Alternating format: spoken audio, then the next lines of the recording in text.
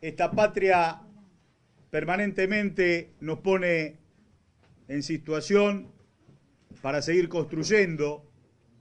No es un lecho de rosas esto de ser soberanos, de ser libres, esto de tener un destino común, de pelear por una patria para 40 millones de argentinos.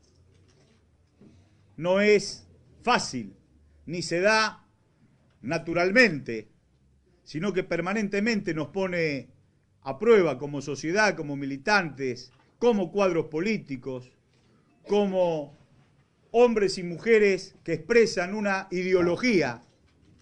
Hemos optado por la lucha para tener una patria justa, libre y soberana. Quienes han transitado por ese camino no les ha sido fácil, nunca, desde los orígenes mismos de nuestra patria. Por eso, hoy nuevamente, frente a una situación adversa, de preocupación, como planteaba con claridad conceptual nuestra presidenta, tenemos que estar más reflexivos que nunca para actuar con la responsabilidad de quien sueña con una patria justa y con una patria para todos.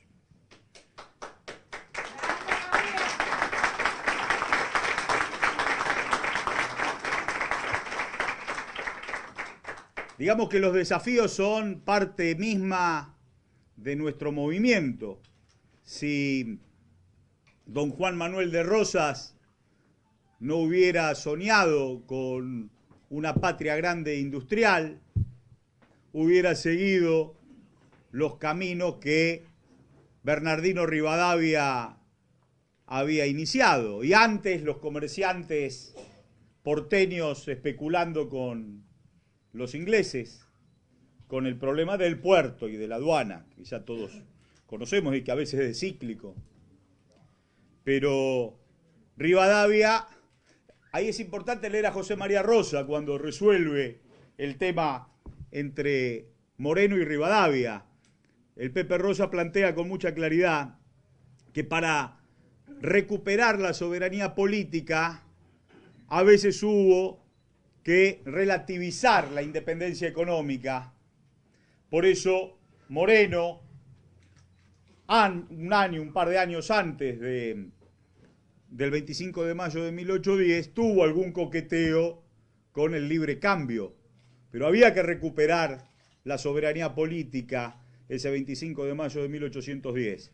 Y después, con la soberanía política, había que instalar esa independencia económica que, por supuesto, Rivadavia despreció con el empréstito famoso de la Baring Brothers, que lo pagamos 100 y pico de años después. Pero esa deuda infame, Perón terminó pagando como todo, la Argentina. Perón y Néstor y Cristina y Evita son los únicos que hicieron patria. Los gobiernos, esto es. Pero ese Baring Brothers ya definitivamente nos pone a los argentinos de un lado o del otro. Gobiernos que endeudan y gobiernos que desendeudan. Los gobiernos peronistas desendeudan a la patria. Del 45 al 55 y del 2003 en adelante hemos desendeudado a la patria.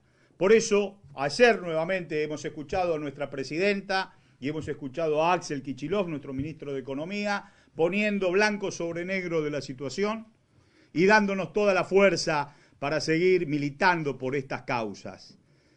La presidenta habló con claridad. Ella tenía 3 años en 1956 cuando contrajimos la deuda con el Club de París.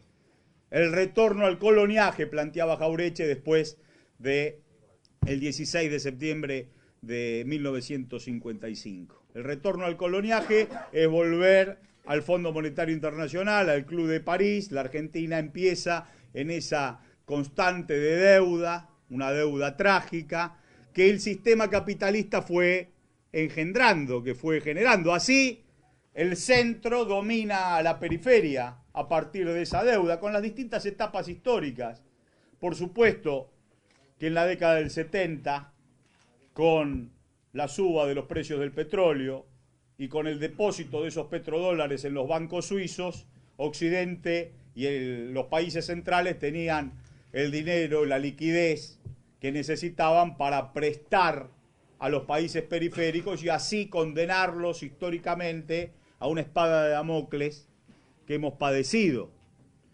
Esa fue la vitalidad que tomó el sistema capitalista.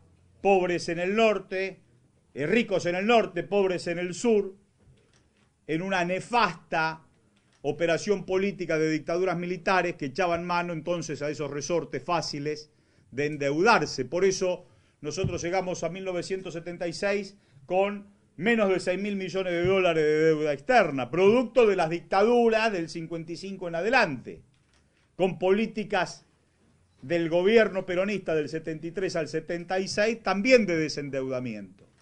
Y la dictadura militar nos pone en el plan nefasto del 2 de abril de 1976 de Martínez Dios en ese camino de tomar deuda que, por supuesto, servía solamente a los intereses de los países centrales y de los gerentes y payos que siempre hubo en la Argentina, enunciado ese mismo 2 de abril de 1976 en un discurso que arrancó a las 8 de la noche y que terminó a las 2 de la mañana. Banfield jugaba con Huracán, era un viernes, y yo me lo tragué todo esperando que empiece el partido. Por Canal 7. O sea que escuché sin querer todo el discurso y yo le miraba las hojas y le faltaban, eran así.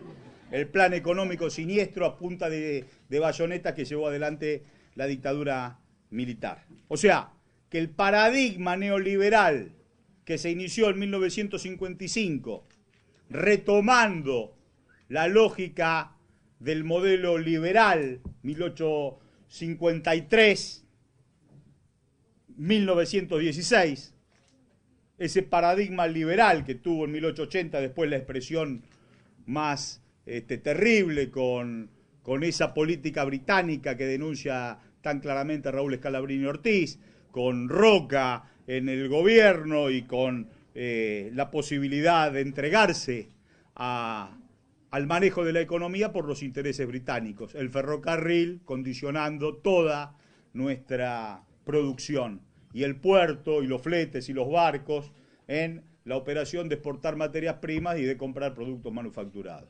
Esa historia se replica en 1955 cuando vuelve el han vuelto, son los mismos de los compañeros ex Forja que ponían claridad sobre la operación política del derrocamiento del general Perón. Pero nosotros llegamos al 76 con una deuda de menos de 6.000 millones de dólares y en 1983, con el retorno de la democracia, al final de la dictadura, estamos prácticamente en los 60.000 millones de dólares.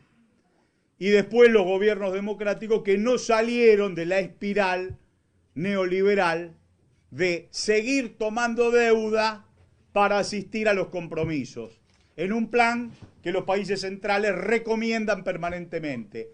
Recordemos el plan Berkel, el plan Brady. ¿Qué era eso? Tomar deuda para pagar la deuda anterior y seguir endeudándonos en cientos de millones de dólares. Y así sucesivamente, ya sabemos lo que pasó en la ficción del 1 a 1, ayer nuestra presidenta volvió a explicarlo con claridad meridiana y con esa pasión de quien está diciendo verdades, de quien ha hecho todo el gesto patriótico de sacar adelante al país y de tener esa bronca contenida de estadista que era expresada con la claridad para que todo el mundo pudiera entender lo que estaba ocurriendo.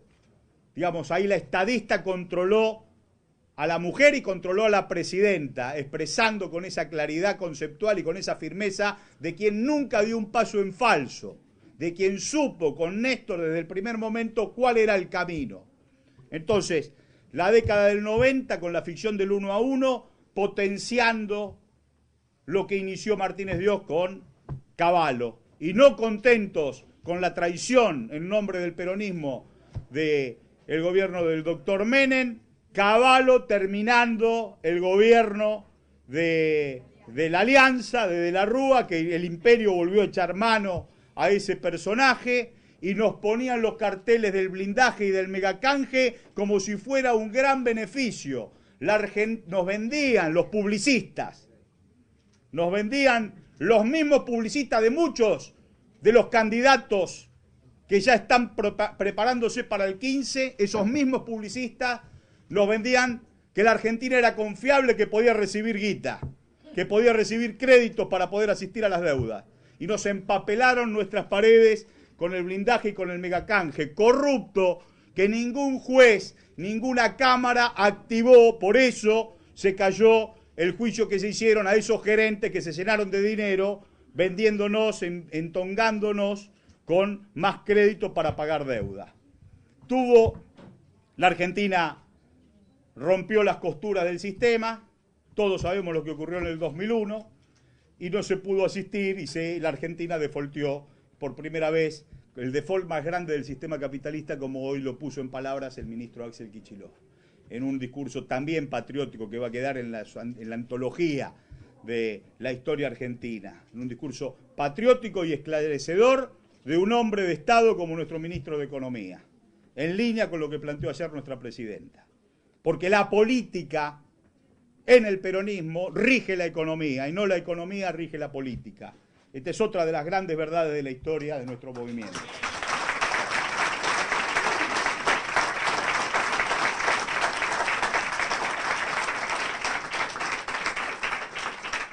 Entonces Néstor, después de esa crisis, después que la Argentina defaulteó, Néstor, con visión y perspectiva histórica, con la dimensión histórica de los patriotas, puede en ese desastre advertir cuál era el camino para llegar a buen puerto, honrando la deuda. Honrar es una palabra muy elevada, muy ética, yo no sé si esa deuda hay que honrarla, pero sí había que pagar la deuda que contrajeron los que ahora nos critican, porque, como planteaba ayer nuestra presidenta, el Estado tiene continuidad y no arranca un nuevo Estado con un nuevo gobierno. Entonces, el desastre, los platos rotos de los que hoy hablaba Axel, los paga el peronismo nuevamente con esa responsabilidad de no seguir endeudando. No, miren si Néstor y Cristina hubieran echado mano al resorte clásico, frente incluso a una alternativa electoral. Había que ganar las elecciones del 2013 y endeudémonos. Y que después la deuda la paguen las nuevas generaciones, lo que hicieron siempre desde el 55 en adelante la mayoría de los gobiernos, o los gobiernos no peronistas. No tomaron ese camino fácil, siempre el camino más difícil, porque el camino más difícil es el camino correcto, no los atajos mediáticos o de la especulación, sino la construcción del modelo económico con el proyecto político conduciéndolo. Entonces tomaron el camino más difícil. Sentarse a reestructurar la deuda. Ministros de Economía que acompañaban la conducción estratégica de Néstor, les temblaba el pulso, les temblaba la mandíbula, no queriendo plantear la quita patriótica que Néstor llevó adelante. Por eso cuando a veces vemos la tele y vemos a los secretarios de Economía de esos ministros señalando con el dedo y planteando alternativas que benefician a los países centrales, realmente indignan, porque les temblaba el pulso. Y fue Néstor quien llevó adelante la quita de más del 70% de la deuda, porque los muertos no pagan.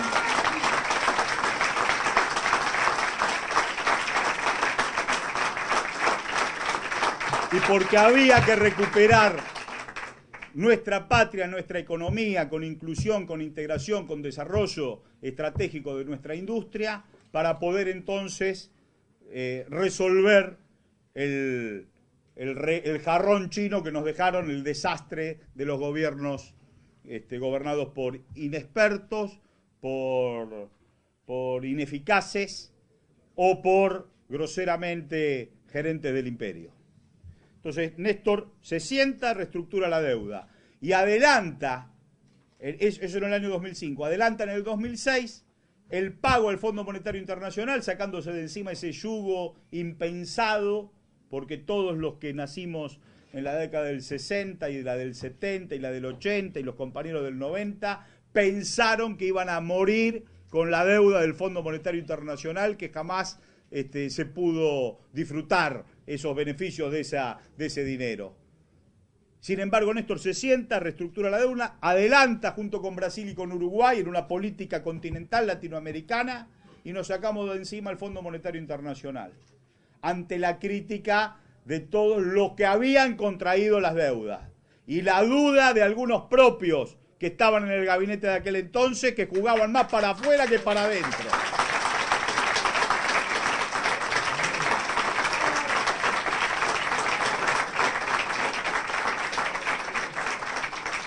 Hay que estar en los pantalones de ese patriota para ver que al lado incluso de los hombres de su confianza se estaba especulando conseguir en esa maniobra financiera. Sin embargo, Néstor resolvió y encontró el camino.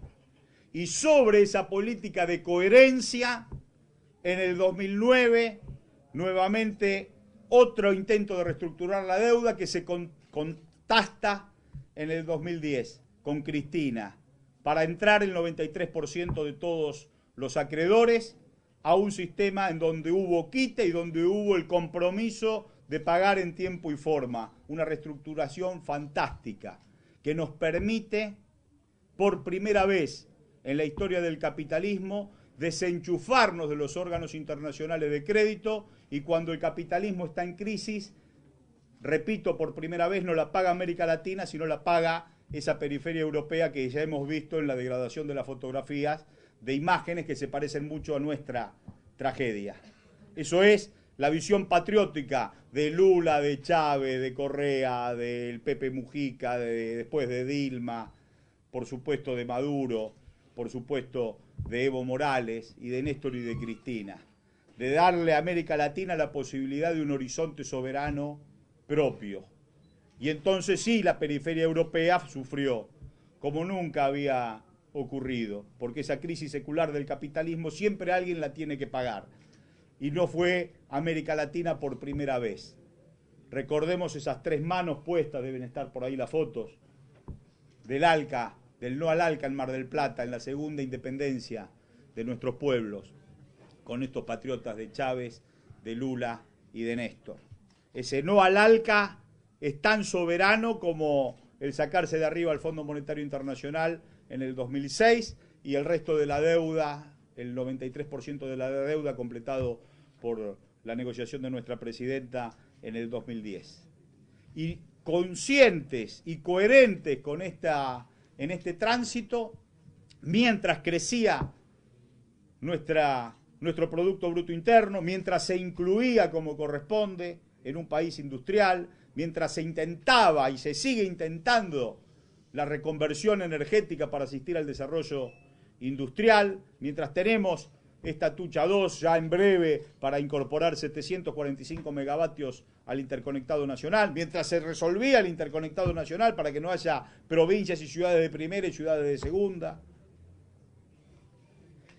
tenemos la posibilidad de sentarnos con el Club de París y también cancelar ese compromiso que, como planteó la presidenta, había iniciado en 1956. O sea, políticas de desendeudamiento absolutamente claras, absolutamente coherentes. Un mundo que se derrumba, una América Latina próspera, con políticas de cohesión y con un aporte filosófico a ese nuevo orden internacional que ya no tenía a Estados Unidos como único vector de dominación, sino que habían aparecido otras economías, como el caso de China, como el caso de India, como el caso de Rusia, como el caso de Irán, como nuestro bloque subcontinental, como emergentes importantísimos. Y en el medio de esa prédica, un papa que va en esa misma dirección de nuestros presidentes, un papa latinoamericano predicando un nuevo orden filosófico internacional.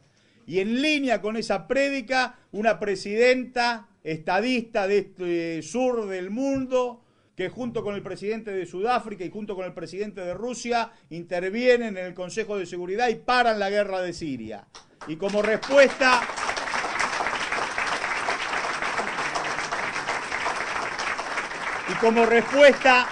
los BRICS nos invitan a participar el mes que viene en Brasil.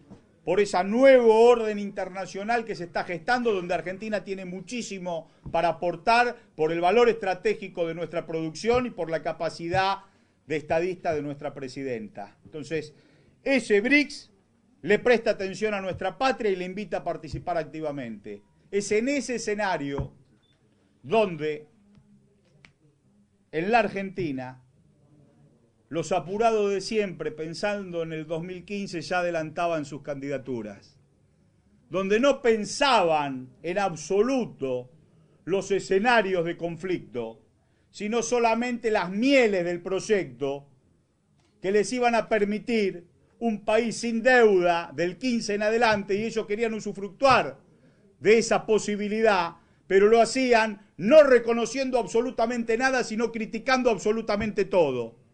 Y ya se probaban el traje para el 2015, de adentro y de afuera. Con los economistas que fueron todos cómplices, son los mismos que van a la televisión porque están en la agenda de los productores de TV. Esos mismos economistas fueron los que tuvieron la responsabilidad de las firmas y muchos de esos fueron los que pagaron los intereses o contrajeron la deuda que nosotros hemos resuelto con nuestro proyecto político. Entonces, cuando plantean las candidaturas siempre fuimos prudentes y dijimos, la Argentina cambia todos los días, es un desafío al destino anticipar las candidaturas, porque la construcción política de una patria soberana y con equidad, justa y libre, se hace todos los días y los desafíos se presentan todos los días y hay que estar preparado para esos desafíos.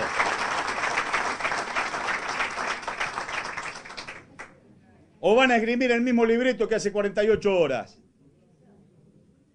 No pueden esgrimir el mismo libreto. La sociedad necesita de los compañeros que estén convencidos que el proyecto político de Néstor y de Cristina, los emergentes naturales de este proyecto, son aquellos que se atreven a luchar, que se atreven a pelear y no los que se atreven a agarrar los atajos mediáticos para sentarse en esos sillones cómodos que ofrece el sistema, dando previsibilidad. ¿Qué es la previsibilidad? La entrega, eso no es previsibilidad para el pueblo argentino. Por eso, ni con el hambre ni con la sed de los argentinos, parafraseando a Nicolás Avellaneda, ayer nuestra presidenta dio señales en esa dirección. Por eso, las candidaturas, falta un siglo para el 2015. Lo que hay que hacer es seguir trabajando, seguir construyendo, seguir reflexionando, seguir organizando.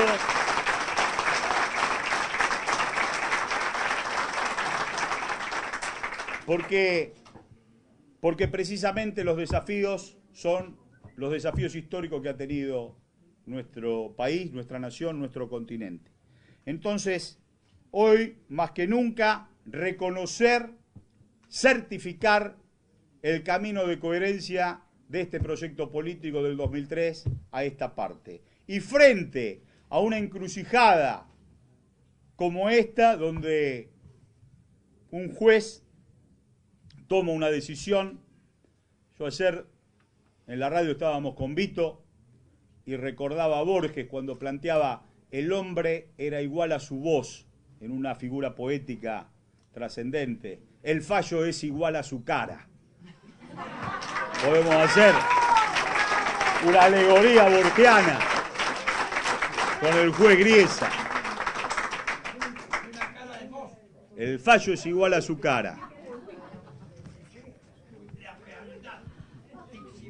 Una fealdad exhibida, sí señor, y groseramente expresada en esos fallos. Bueno, nosotros en esta misma dirección, en esta misma línea, con la racionalidad y la capacidad de nuestra presidenta y de nuestro ministro de Economía, nosotros no somos economistas, no tenemos por qué serlo, pero sí somos ciudadanos y ciudadanos comprometidos con la causa, y si por ahí no podemos poner en palabras una alternativa, un tema más vinculado con las ciencias duras y con la matemática, pero sí con la camiseta celeste y blanca puesta siempre en nuestro corazón. Entonces ya sabemos cuáles son las medidas que nos llevan a una patria liberada o una patria dependiente. Por eso la alternativa del 2015 se presenta pletórica en esta situación.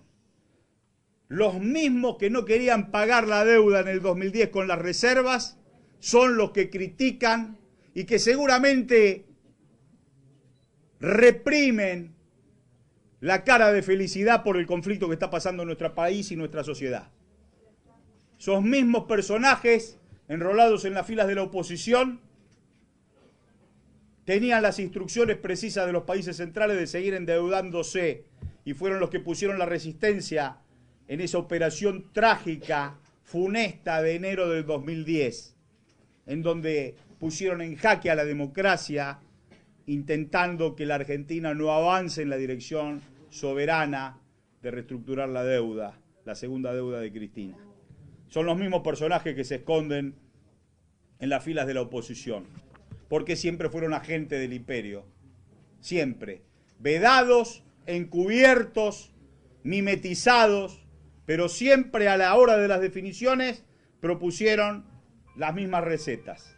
Entonces hoy la sociedad argentina necesita más que nunca del compromiso militante de todos los compañeros y de todas las compañeras para salir a esclarecer esta situación, con espíritu patriótico, sin la mirada sesgada de la bandera partidaria, sino con el espíritu patriótico de quienes sabemos que esta es una nación que necesita ser vivida por todos los integrantes, desde ese lugar ideológico, no desde la pertenencia partidaria, embanderándonos sonsamente con un espacio político, sino en el amplio frente nacional y popular que está lleno de patriotas que dejaron su vida por una patria como la que estamos construyendo en este tiempo. Entonces, a la incoherencia y a la media lengua de los que explican en la tele, nosotros le vamos a poner nuestro corazón y nuestra pasión y todas las palabras de nuestra presidenta,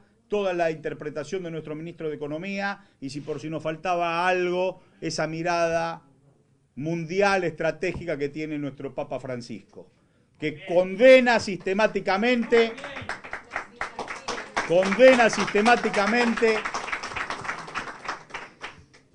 las desigualdades que genera el capitalismo. Yo lo escuché decírselo a él y hay algunas encíclicas que me han transcripto. El cristiano no puede asistir a la desigualdad sin ponerse colorado, tolerando esa desigualdad del sistema capitalista como si fuera algo natural. Por eso, la línea filosófica que expresa nuestra presidenta también está expresada en el Vaticano. Y esto significa que hay un parlante para el mundo de esa concepción filosófica. Yo lo escuché y lo he leído a Francisco, como antes a Cristina y antes a Néstor, hablar de la inmoralidad de la teoría del derrame. Esa inmoralidad llegó al Vaticano. Y la teoría del derrame fue la teoría neoliberal que se impuso en nuestras tierras y que se impone en Europa. Que a los ricos se les caigan las migajas a ver qué podemos hacer con ella. Bueno, nosotros como país soberano, en el marco de una América Latina también soberana, vamos a llevar los pasos con inteligencia. Nuestro ministro de Economía junto con la presidenta discutirán cuál es ese camino. Hoy dio Axel algunas de las señales. La deuda y estos bonos tienen jurisdicción en la justicia de los Estados Unidos precisamente porque en el final de la dictadura los bancos tenedores de esa deuda quisieron emitir los bonos para ponerlos ya en la alternativa de los juicios de los tribunales norteamericanos en Nueva York y en Washington. Ellos llevaron adelante esta ingeniería jurídica. La Argentina ha resistido todos los embates, todos los embargos, y sin embargo, bueno, en esta las corporaciones han jugado para seguir fomentando la dominación, para seguir sosteniendo los términos tradicionales del sistema capitalista. Seguramente ese nuevo orden mundial no podrá ser reprimido, ese nuevo orden mundial saldrá con muchísima fuerza. Toda esa fuerza del sur que tienen los países que han sido dependientes, pero los países que han encontrado el camino no van a poder volver a ser silenciados ni sometidos, ni por ejércitos de ocupación ni por ejércitos mediáticos, porque nosotros nunca más vamos a volver a escuchar quien pregone el ajuste, quien nos quiera vender el beneficio de quitar el 13% a nuestra economía, a nuestros jubilados, a nuestros empleados estatales. Ya nunca más, ya lo hemos pasado. Los pueblos no repiten los errores históricos. Por eso, más que nunca, certificar el rumbo de estos 10 años, 11 años de gobiernos de Néstor y Cristina, inspirado en Perón y en Evita, inspirados en lo mejor de don Hipólito Yrigoyen, inspirado en lo mejor de don Juan Manuel de Rosas, del compañero Dorrego, en lo mejor de la Revolución de Mayo, en lo mejor de la expulsión a los gringos en 1806 y 1807, y si hurgamos un poco más en nuestros hermanos dueños de la tierra, que también resistieron heroicamente a la invasión en 1492. Este es un pueblo soberano y lo está certificando y lo va a seguir certificando con la inteligencia de pagar la deuda honrosamente, pero sin entregar un ápice la creación de una sociedad con justicia social, con equidad, con industria, con valor agregado a la producción primaria. Hemos encontrado el camino y un fallo de un juez no nos va a hacer retroceder. Por eso, más que nunca, redoblar nuestra militancia y nuestro amor a la presidenta, nuestro amor por el peronismo y por el kirchnerismo, porque realmente es el camino de la patria. Enemigos tan gigantes nos ponen en la nobleza de saber que estamos en el camino correcto. Por eso, más que nunca, viva Perón, viva Néstor, viva Cristina, viva Evita. Militemos activamente para recuperar esta coyuntura y seguir en el camino correcto de la liberación nacional. Muchas gracias.